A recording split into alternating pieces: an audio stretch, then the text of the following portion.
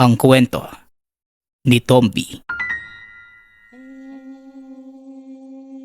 Ang kwentong ito ay hango sa totoong buhay.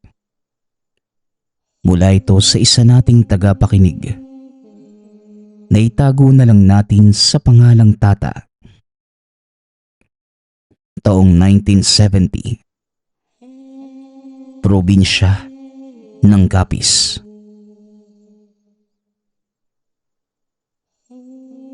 Napabuntong hininga si Lolo Ernesto matapos ang buong araw na panggagamot.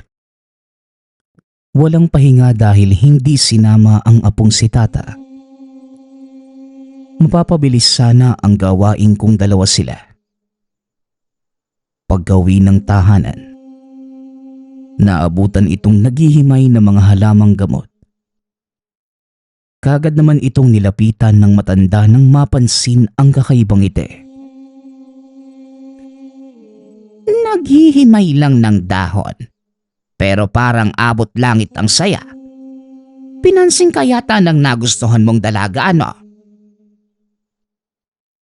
Tanong ni Lolo Ernesto. Hindi naman po, Lolo. Sadyang nagdulot lang ng kagandahan yung ginawa kong pagtulong sa mag-ama na kwento ko sa inyo noon nakaraan. Nagkasalubong kami sa baryo Nagkausap. Gumaling na sa iniindang karamdaman yung anak niya. Ang husay niyo po talaga sa paggawa ng gamot. Pagkaubos ng isang garapang lana, gumaling na kagad.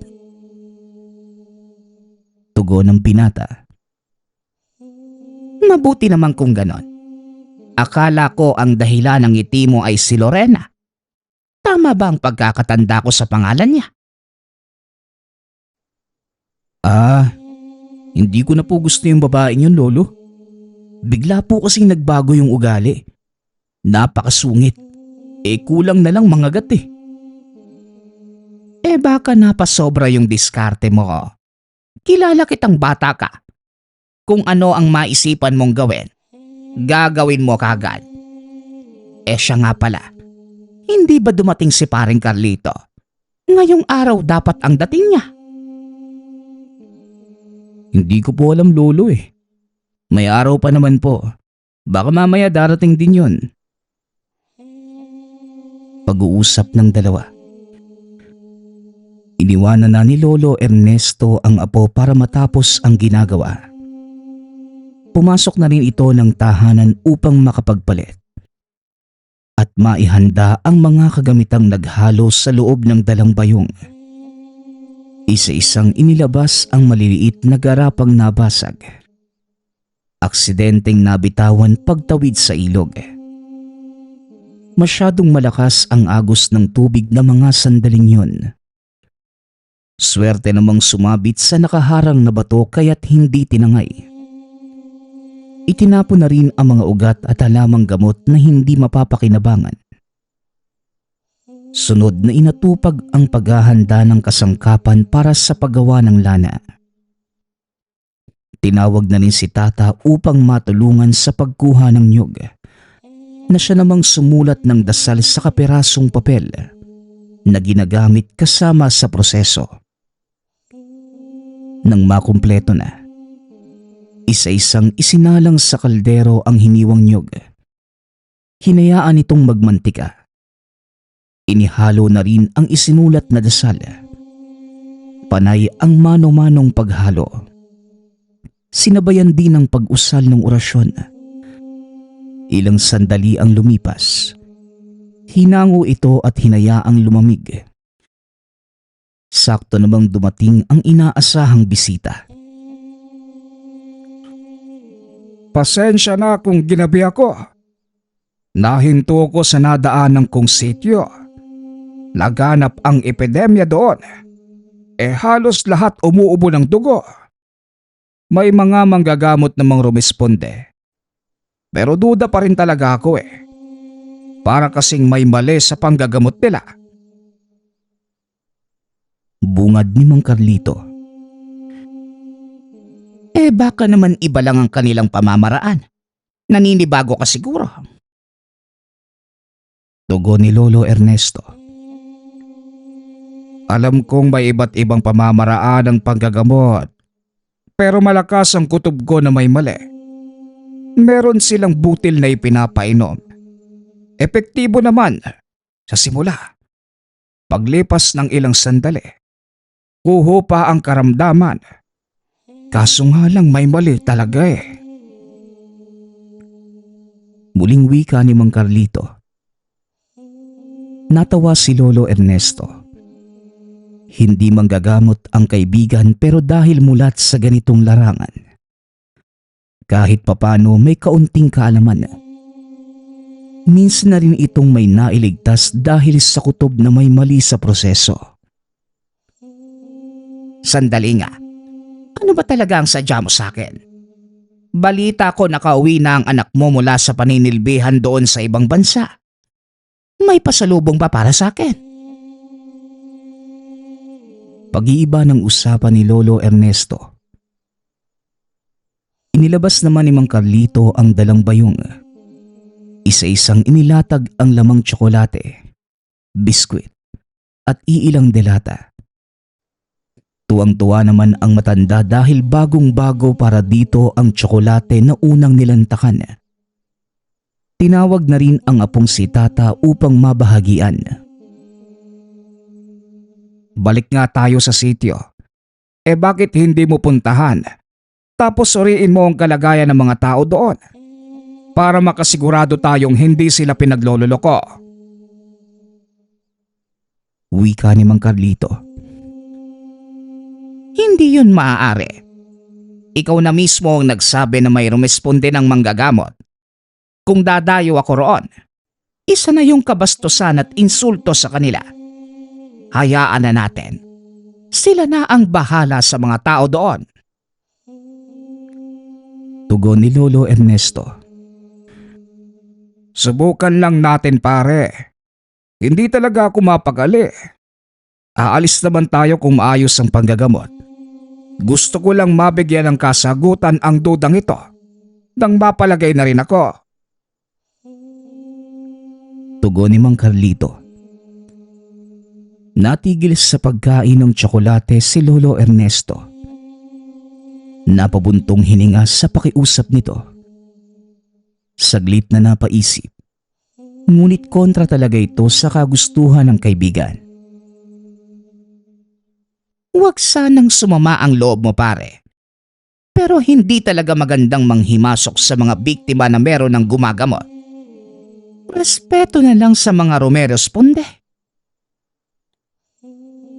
Wika ni Lolo Ernesto. Habang si Mang Carlito naman, napabuntong hininga ito. Iniba na lamang ang usapan.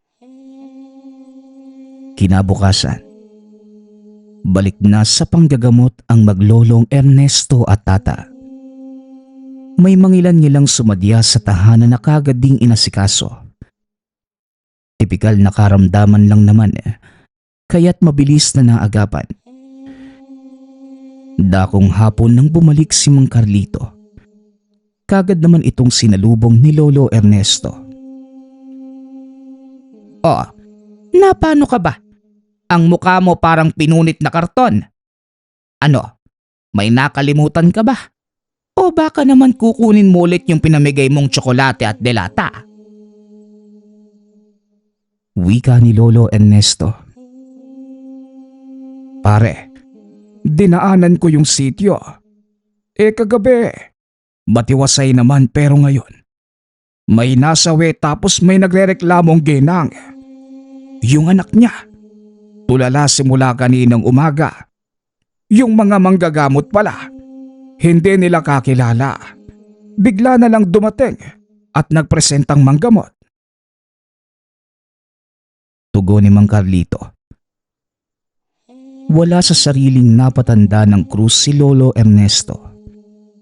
Maging si Tata na nakarinig. Nag-usap ang tatlo sa posibleng hakbang na gagawin. Pagkatapos magkasundo, dali-daling pumunta sa sitio. May kalayuan na inabot ng ilang oras bago nakarating.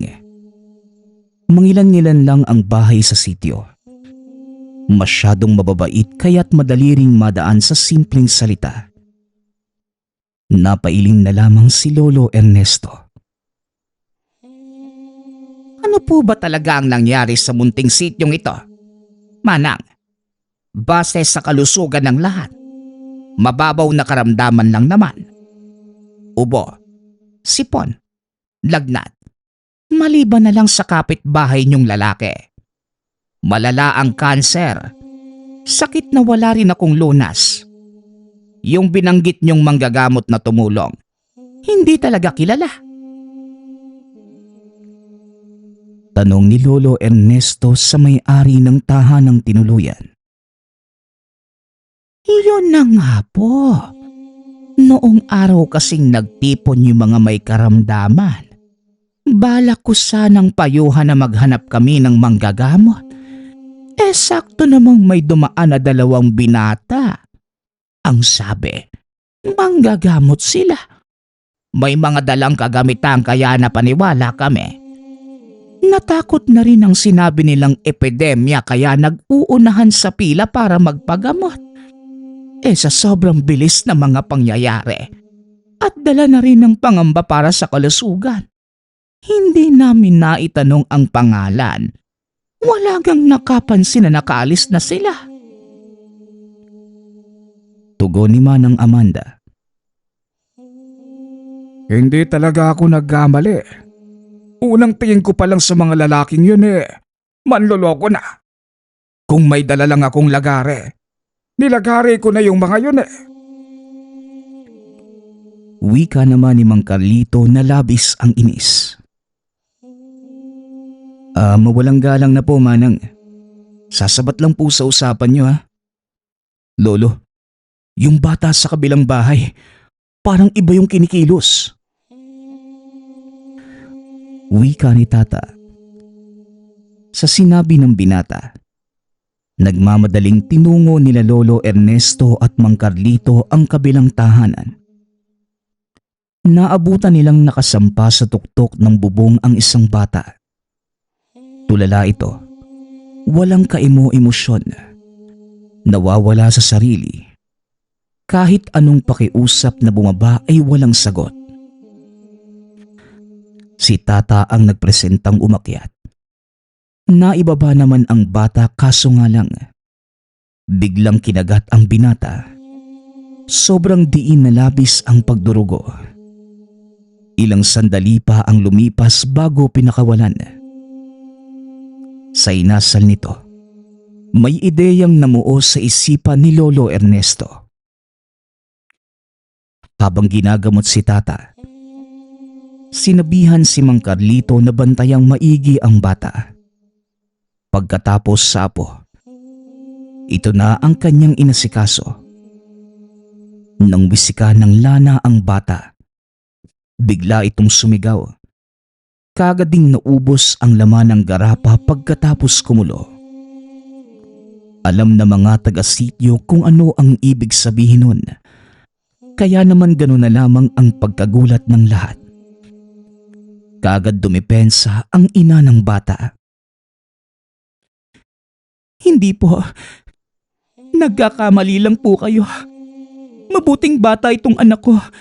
Hindi siya aswang. Hindi siya halimaw. Anak ko siya.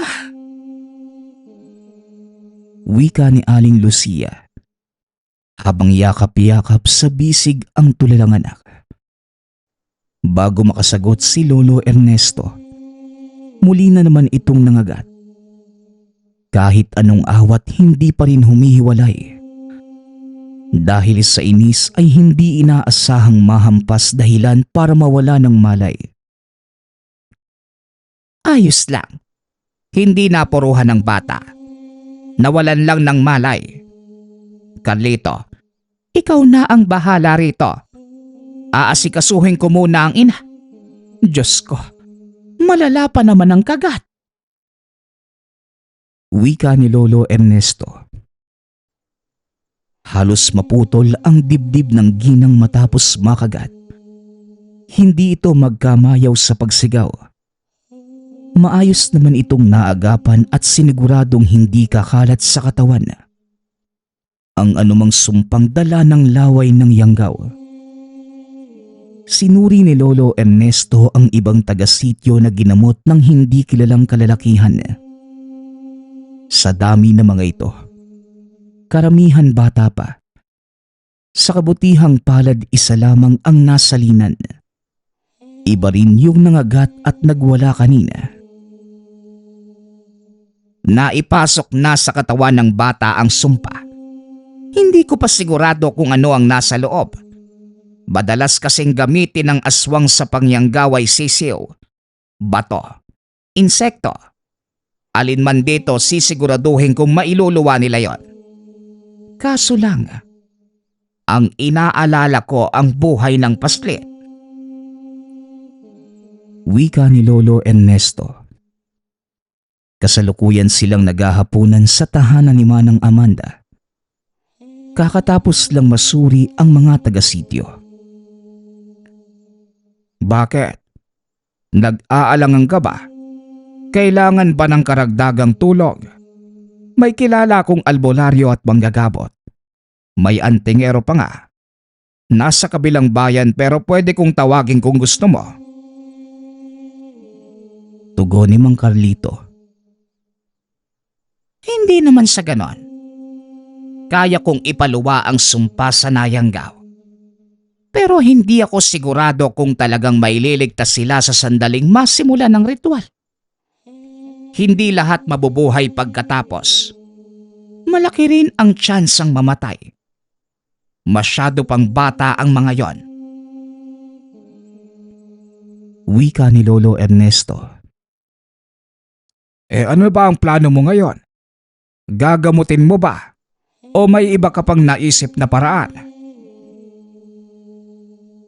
Kakausapin ko muna ang pamilya. Kailangang magkaroon ng formal na kasunduan para kung ano man ang maging resulta. Tatanggapin ng bukal sa kalooban. Pag-uusap ng dalawang matanda. Oras ng pamamahinga.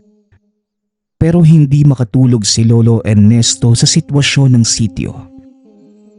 Hindi din matigil kakaisip kung sino nga ba ang mga lalaking nagpapanggap na manggagamot. Habang nakadungaw sa bintana, napansin ng matanda ang dalawang anino sa unahan. Nakaagaw atensyon kaya't sinunda ng tingin. Naglibot sa partikular na bahagi ang mga ito. Malapit sa tahanan ng mga batang Nayanggaw. Tinalasan ni Lolo Ernesto ang pandama. Wala naman itong maramdaman. Umalis na rin makalipas ang ilang sandali kaya't hindi na pinuna. Ngunit hindi nagtagal. Nagkagulo sa kabilang tahanan. Bigla na lamang muling nagwala ang anak ni Aling Lucia. Mababakas sa itsura nito ang pagiging aswang gawa ng unti-unting pagbabago. Sinugod nito ang ama. Napuno ng kalmot ang muka't dibdib.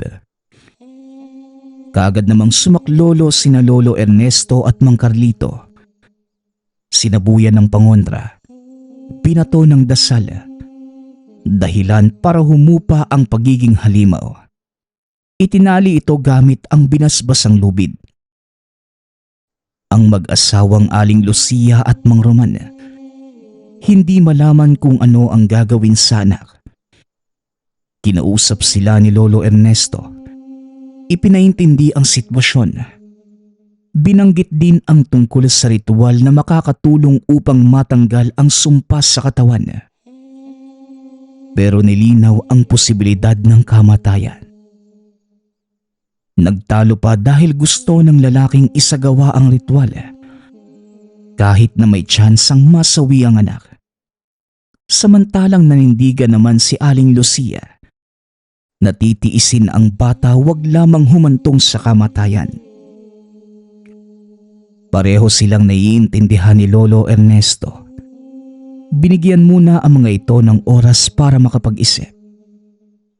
Ngunit hindi siya nagpapigil na bigyan ng pangontra ang bata upang maiwasan ang pag-atake sa oras na mabubuhay muli ang pagkaaswang sa kalooban nito. Ganon din ang ginawa sa isa pang bata. Bagamat wala pang senyales. Nang magkaroon muli ng pagkakataon, kinausap ang ina ng bata. May hindi pa ako na itatanong. Ito bang si Kaloy? Paano nangyaring matagal na sa loob ng bata ang sumpa ng aswang? May nakasalamuha ba kayo noon? Tanong ni Lolo Ernesto. Hindi ko po matandaan. Sa dami po ng anak namin at sa mga gawaing inaatupag. Pero noong araw na ng gamot yung mga lalaki, napansin kong nakipag-usap si Kaloy sa mga ito. Pakiramdam ko nga matagal na silang magkakilala. Tinanong ko kaso, hindi alam ng bata kung sino ang mga yon. Sinabi lang niya na nagkita na sila. Nakalimutan naman kung saan basta matagal na. Tugon ni Aling Lucia. Napabuntong hininga si Lolo Ernesto. Ngayon, naiintindihan na niya kung paano nagsimula ang kaso ni Kaloy. Sa isip-isip niya, posibleng sinalinan ang bata noong unang nagkita. Palagay din ng matanda, sinadyang pumunta ng sitio ng mga lalaki para tignan kung ano na ang nangyari dito. Ang lalim ng iniisip mo, Lolo. May bago po bang problema? Tanong ni Tata. Nabaling ang pansin ng matanda sa apo. Paika-ika pa itong naglakad gawa ng pananakit ng sugat. Nabigyan lunas na pero hindi pa lubusang gumagaling. Iniisip ko lang ang mga posibilidad sa pangyayari ngayon. Naghihintay din ng pasya ng pamilya ng mga bata. Hindi naman pwedeng pilitin natin. Kailangan ng formal na kasunduan dahil buhay ng tao ang pinag-uusapan. Siya nga pala po. Papauwiin na lang kita para makapagpahinga ng maayos sa bahay. Kailangan mo ding magpagaling. Ipapahatid kita kay Carlito. Tugon ni Lolo Ernesto. Hindi na po kailangan, Lolo. Ito lang eh. Saka kaunting kirot na lang naman yung meron. Si Mang Roman po, Lolo. Pag-iiba ni Tata ng usapan nang makitang may papalapit. Kasunod nito ang magulang ng isa pang batang nayanggaw. Nag-usap-usap ang lahat.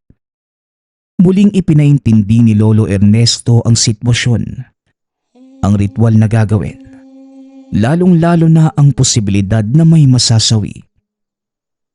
Gumuhit ang takot sa mukha ng mga ito.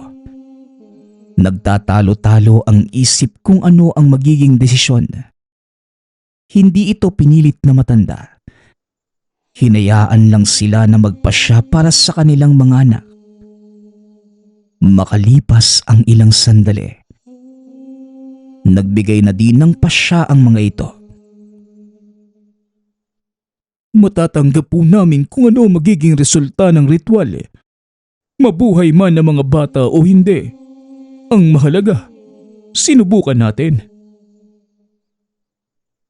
Wika ni Mang Roman. Napatango na lang si Lolo Ernesto. Inihanda ang mga kagamitan para sa pagsapit ng takdang oras na masimulan ang ritual ng pagpuksa ng yanggaw.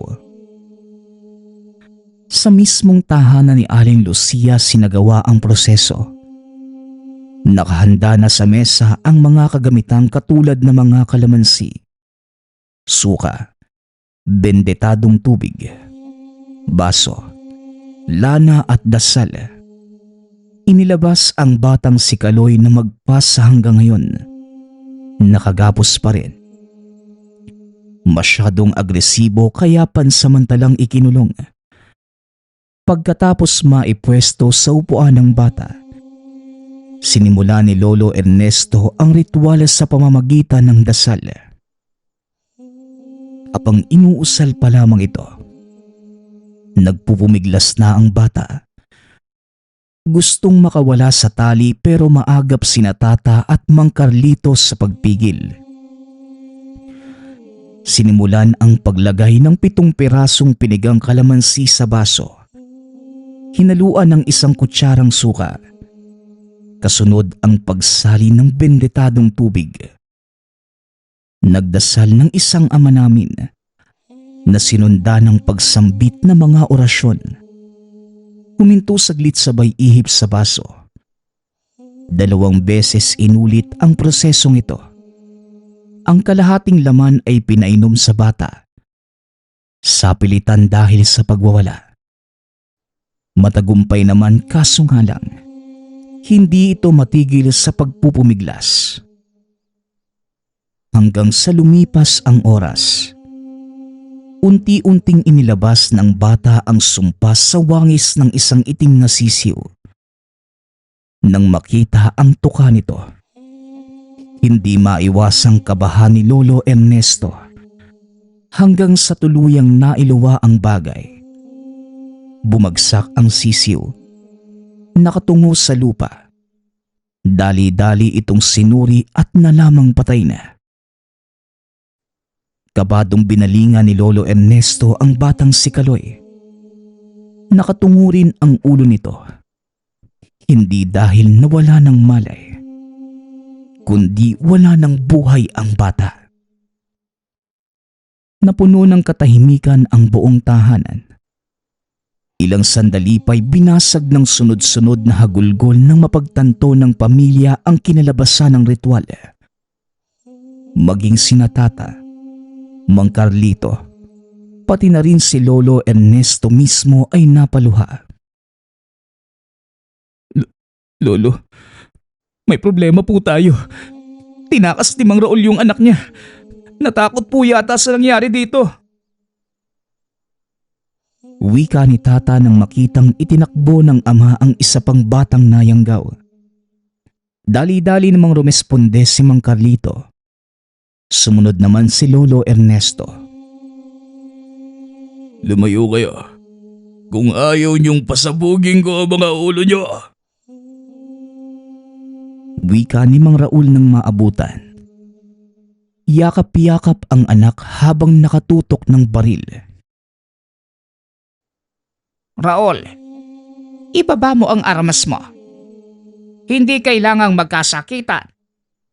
Nilinaw ko naman sa inyo kanina na malaki rin ang tsansang masawi ang nayanggaw. Ikaw pa nga ang unang pumayag. Oo, nasawi si Kaloy.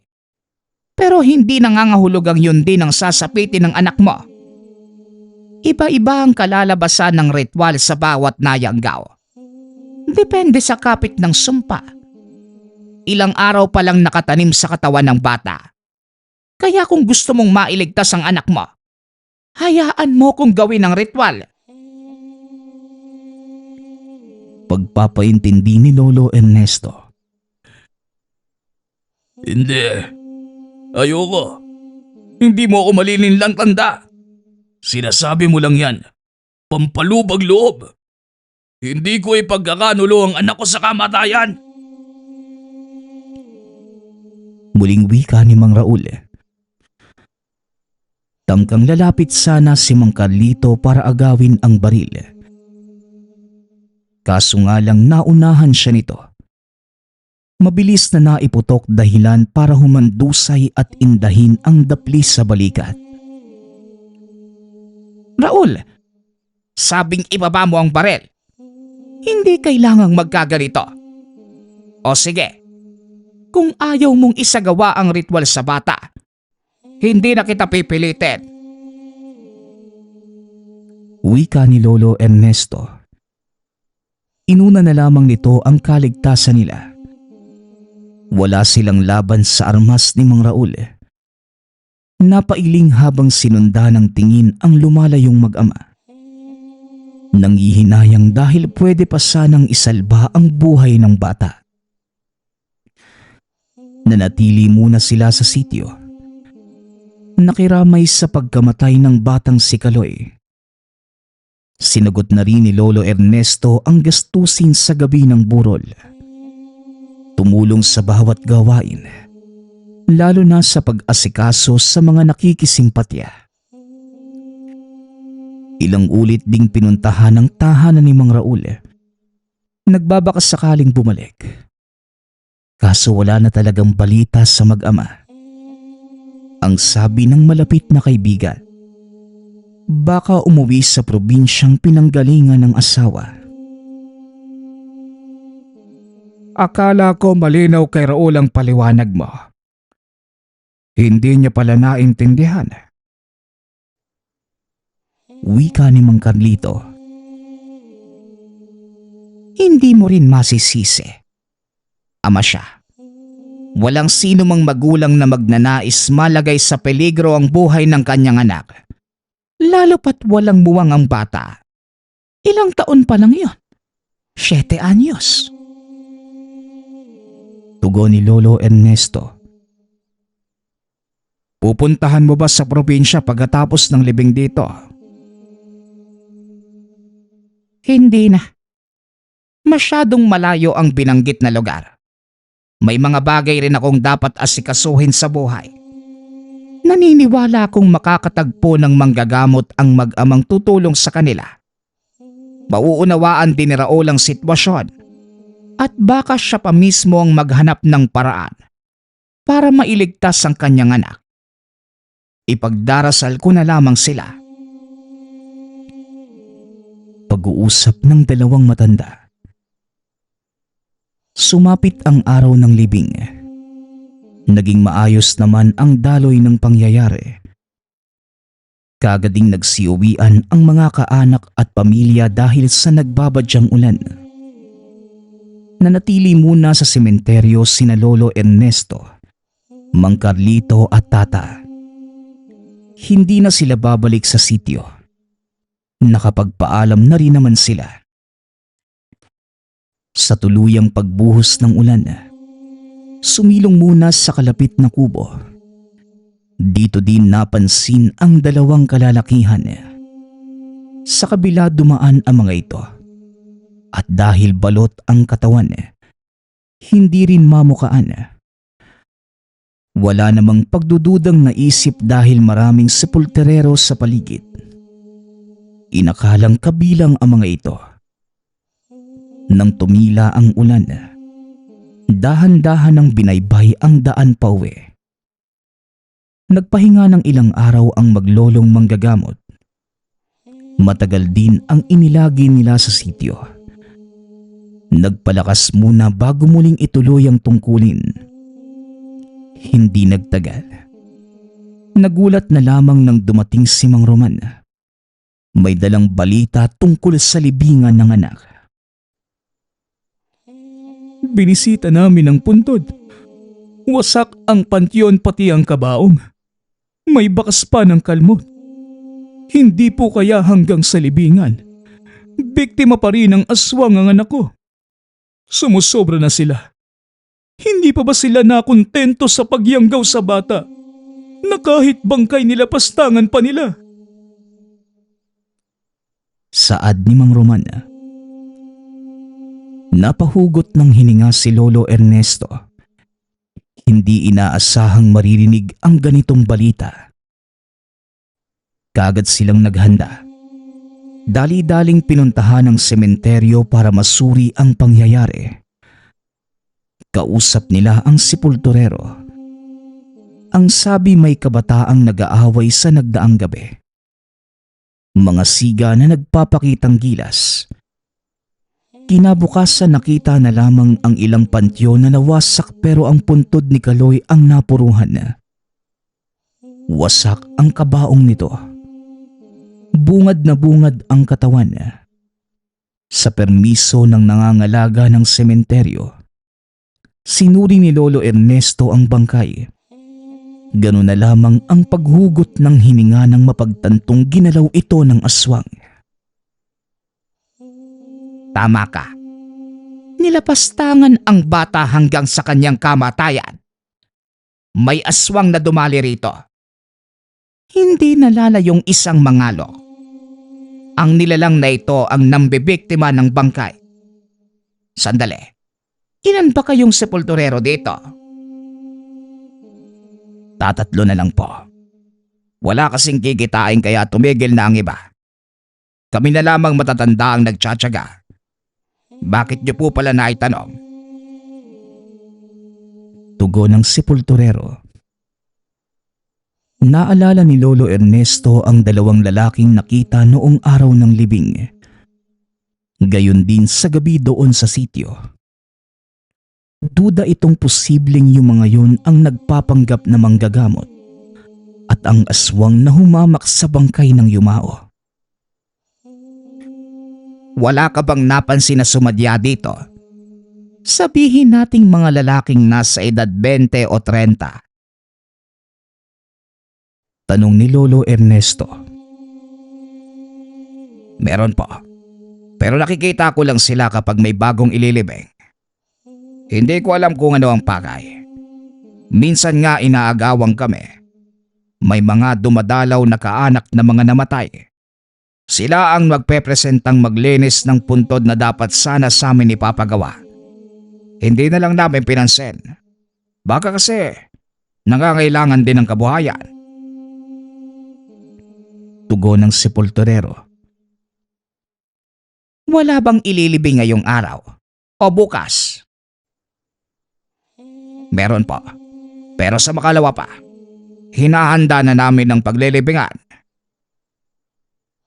Pag-uusap ng dalawa. Nagpaalam na si Lolo Ernesto. Pagkatapos ay nagsagawa ng plakadong plano para hulihin sa akto ang kalaban. Sa araw ng paglilibing, nakaabang sa hindi kalayuan si Lolo Ernesto. Si Tata ang nakisiksik sa kumpulan ng mga taong nakihatid. Isinama nila si Mang Roman na siyang kikilala sa mga lalaki. Kumpirmadong ang mga ito ang nagpanggap na manggagamot. Sinuring mabuti ang hubog. Sila din ang nagparamdam noong gabi sa sitio. Kaso nga lang, naguluhan si Lolo Ernesto dahil walang makuhang senyales ang bitbit na lana. Mabilis itong makapansin ng aswang. Pero iba ngayon, ni hindi kumulo kahit bahagya. Sa pagsapit ng dilim, sinunda ng tingin ng maglolo ang dalawang lalaki. Tahimik ang paligid na mga sandaling yun. Maliwanag ang buwan kaya kahit papano, may ilaw sa paligid. Hindi alam ng mga ito na merong nakamasid. Nahulaan na rin ni Lolo Ernesto ang hakbang na mga nilalang. Pagkatapos masiguradong walang nakakita, nagpalit ng anyo ang dalawang lalaki. Naging ganap ang pagkaaswang. Kagad tinungo ang puntod na bagong nilibingan. Pagkatapos mailabas ang kabaong, kumilos na si Lolo Ernesto para pigilan ang balak na paglalapastangan sa bangkay. Sinabuyan ng lana dahilan para mapahiyaw ang mga ito. Nakuha ng matanda ang atensyon ng mga nilalang. Nang makabawi, walang pasabing sumugod. Inatake ng kalmot si Lolo Ernesto pero nagawang sabayan at ilagan. Hindi na rin ito nag-aksaya ng oras. Isa-isang inilipat sa katawan ng dasal na nakasulat sa papel. Nang may pagkakataon, sinabuyan muli ng lana. Direkta sa mukha. Hindi magkamayaw ang mga ito at nagwala ng nagwala. Lumapit si Tata para iabot sa matanda ang itak. Tatagain na sana kaso nagsalita ang aswang. Kilala kitang matanda ka. Ikaw ang manggagamot na walang awang papatay ng aswang kapag nagkataon.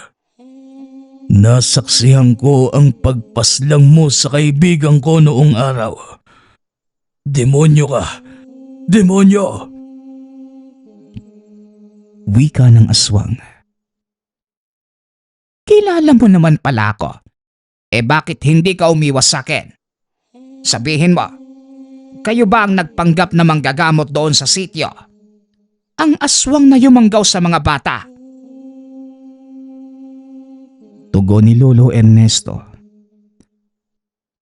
Wala sa sariling napasagot ang aswang ng tagainang matanda sa tagiliran. Umamin itong sila nga ang nagpanggap. Layong yang gawin ang sino mang matipuhan. Hindi na kayo naawas sa mga bata.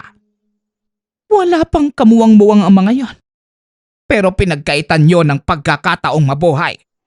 Mga lapastangan. Wika ni Lolo Ernesto.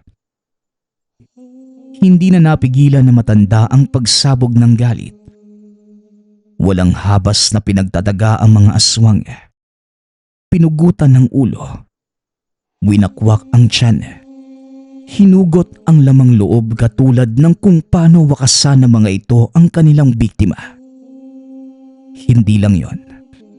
Tinadtad ng pinong-pino ang katawan. Kung hindi lang napansin ni Tata ang papalapit na mga sepulturero, paniguradong durug-durug na ang mga ito. Grabe ka naman po, Lolo. Sigurado niyo po talaga mararamdaman ng mga lapastangang yun ng gante. Tama lang din po ang ginawa niyo. Dapat nilang maranasan ang kamatayan para mabigyang hustisya ang mga biktima. Biruin niyo. Yayang gawin na nga nila. Tapos pati bangkay wawalang hiyain din.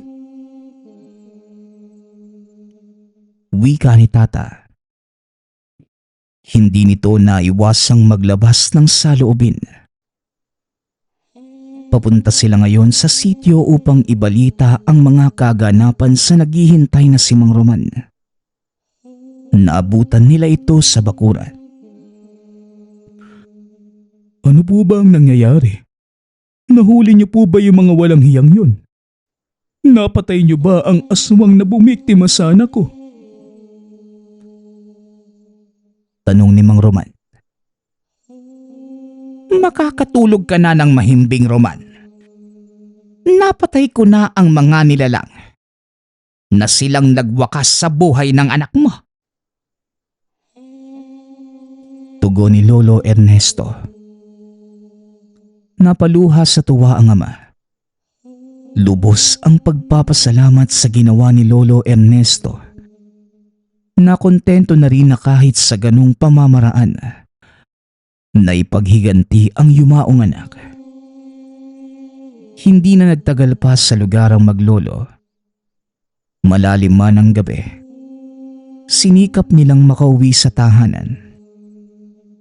Dahil tapos na ang kaso sa sityo, balik na sa nakasanayan si Lolo Ernesto. Naghahanda ng mga kagamitan para dumayo sa lugar kung saan may nangangailangan. Maraming taon ang lumipas. Patuloy lang sa panggagamot ang maglolo. Marami silang natulungan at nabigyan ng lunas ang mga karamdaman. Sa kasalukuyan, wala na si Lolo Ernesto. Ngunit patuloy pa din si Tata sa pagtulong sa kapwa. Ngunit magpasa hanggang ngayon, hindi pa din niya malilimutan ang lolo. Patuloy pa rin niyang isinasalaysay ang karanasan ng ermitanyong dayo sa baryo Yanggao. Nagpapasalamat nga pala ako sa lahat ng sumusuporta sa ating channel. Nawa ay patuloy niyong suportahan at pakinggan ang ating mga kwento. Hanggang sa muling pakikinig. Paalam.